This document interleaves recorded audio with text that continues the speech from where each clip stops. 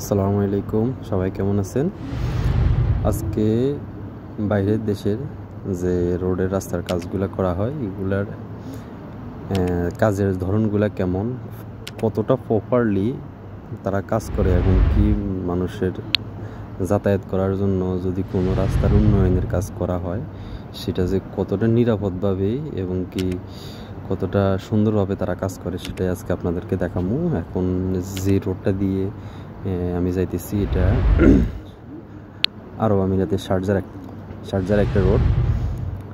এই রোডটা গত 6 মাস থেকে আমি দেখতেছি এখানে সামনে একটা ব্রিজ আছে। এই ব্রিজটা সম্ভবত এটার যে মেয়াদ আছে ওই মেয়াদটা চলে গেছে, তাই এটা নতুন করে আবার বানানোর জন্য তারা কাজ শুরু করছে। প্রায় আমি 6 মাস আগে থেকে তারা দেখতেছি রাস্তা এটার একটা বাইপাস রাস্তা তৈরি করতেছে।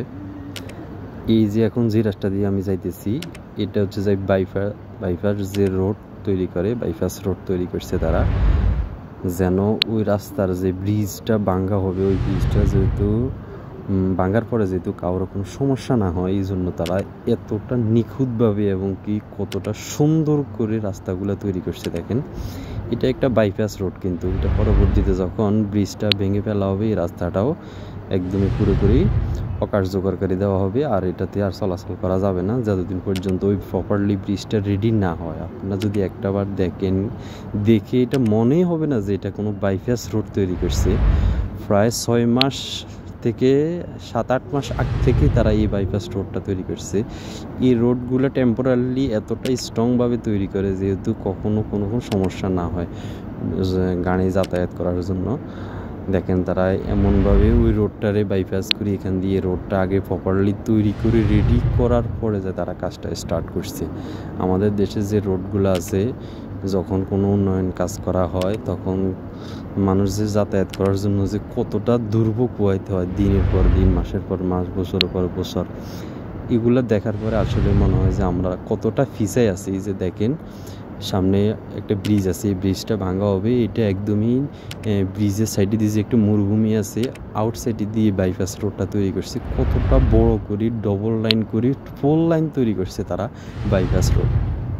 আর আমাদের দেশের আমি দেশের ছোটো করে বলতেছি না, যে আমাদের দেশ আসলে উন্নয়ন হলে এমনভাবে হওয়া উচিত যে কোনো জায়গাতেই মানুষের আসলে কোনো উন্নয়ন কাজ করার আগে রোডগুলো আসলে দেখা উচিত কীভাবে কাজ করতে। দেখেন এই যে কতটা সুন্দর, প্রত্যেকটা রোডের সামনে দিয়ে তারা সাইনবোর্ড লাগাই দিছে, সিগন্যাল দিয়ে দিছে এবং কি সতর্কতামূলক সব কিছু দিয়ে দেয়। তারা একটা জিনিসও তারা বাদ রাখে না।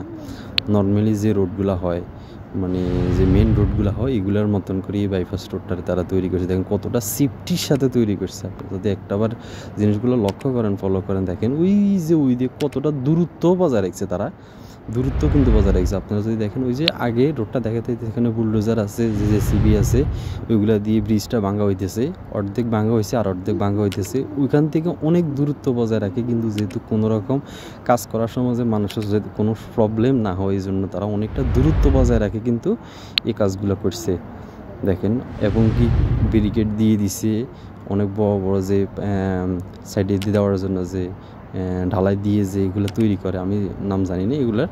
দেখেন এই যে কাজগুলো দেখতেছেন কতটা নিরাপত্তার সহিত তারা কাজ করতে। প্রত্যেকটা রাস্তার পাশে দিয়ে তারা সিগন্যালও দিয়ে দিছে এখানে কত স্পিডে গাড়ি চলবো, রাস্তা ঘুরানো আছে, যা যা করা দরকার একদম এভরিথিং কত সুন্দরভাবে তারা কাজগুলো করে। দেখেন এই যে কতটা নিরাপদে কত সুন্দরভাবে কাজ করতেছে, এটাই বলে আসলে উন্নয়ন।